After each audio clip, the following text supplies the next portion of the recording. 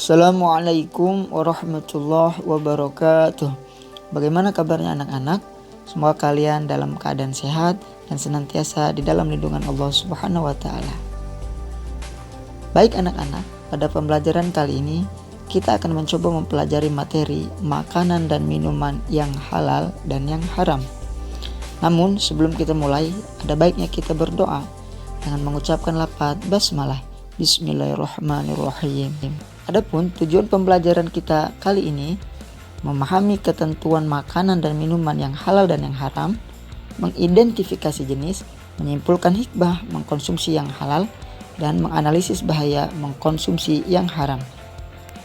Lalu, apa sih yang dimaksud dengan makanan yang halal? Menurut Majelis Ulama Indonesia, halal artinya diperbolehkan berdasarkan syariat Islam, dan juga thayyib, yaitu baik, mengandung nutrisi, bergizi, dan menyehatkan. Allah Subhanahu wa Ta'ala berfirman di dalam Quran surat Al-Maidah ayat 88. Bismillahirrahmanirrahim. Wa kulu mimma razaqakumullahu halalan thayyiba wattaqullaha allazi antum bihi mu'minun.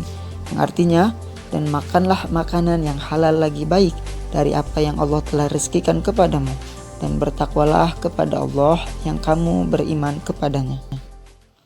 Anak-anak, apakah kalian mengetahui ada berapa kriteria makanan dan minuman yang halal? Ya, makanan dan minuman yang halal terbagi menjadi 3 kriteria. Yang pertama dari segi wujud zatnya, yakni tidak termasuk yang diharamkan oleh Allah. Yang kedua, dari segi cara mendapatkannya, harus dengan cara yang halal. Yang ketiga, dalam proses pengelolaannya harus disertakan menyebut asma Allah. Lalu, apa saja jenis makanan yang halal? Yang pertama, makanan yang tidak diharamkan oleh Allah Subhanahu wa Ta'ala. Yang kedua, semua makanan yang baik, tidak kotor dan tidak menjijikan.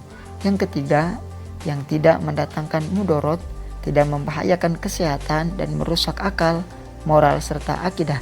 Yang keempat, binatang ternak seperti sapi, kerbau, kambing, unta, domba, dan lain-lain. Yang kelima, sebangsa belalang.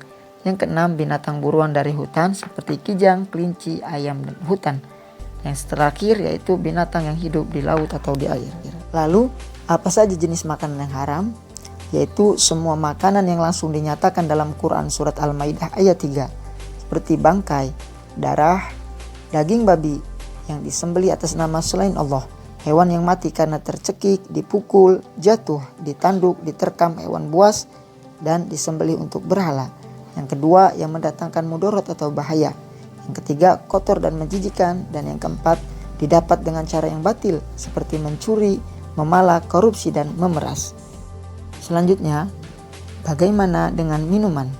Ya, minuman ada yang halal, yaitu yang tidak memabukkan, tidak mendatangkan mudarat dari segi badan, akal, jiwa, dan akidah. Selanjutnya tidak najis, dan yang terakhir didapat dengan cara yang halal.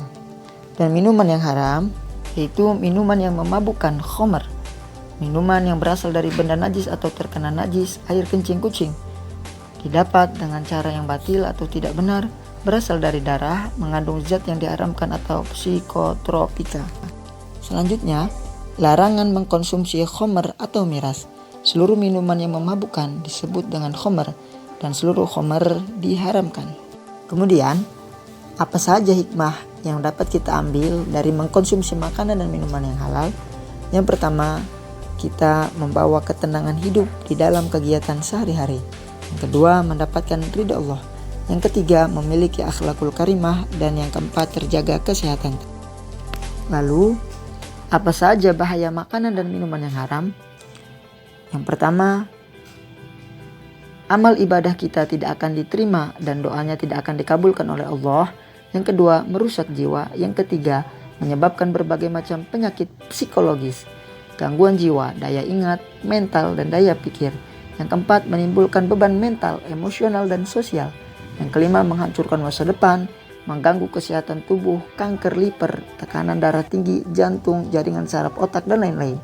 Terakhir, menghalangi dari mengingat Allah Subhanahu wa Ta'ala.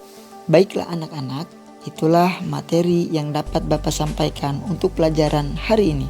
Semoga kita bisa mengambil hikmahnya dan bisa mengamalkan di dalam kehidupan kita sehari-hari. Mari kita akhiri dengan sama-sama mengucapkan lafaz hamdalah. Alhamdulillahi rabbil alamin. Bapak akhiri. Assalamualaikum warahmatullahi wabarakatuh.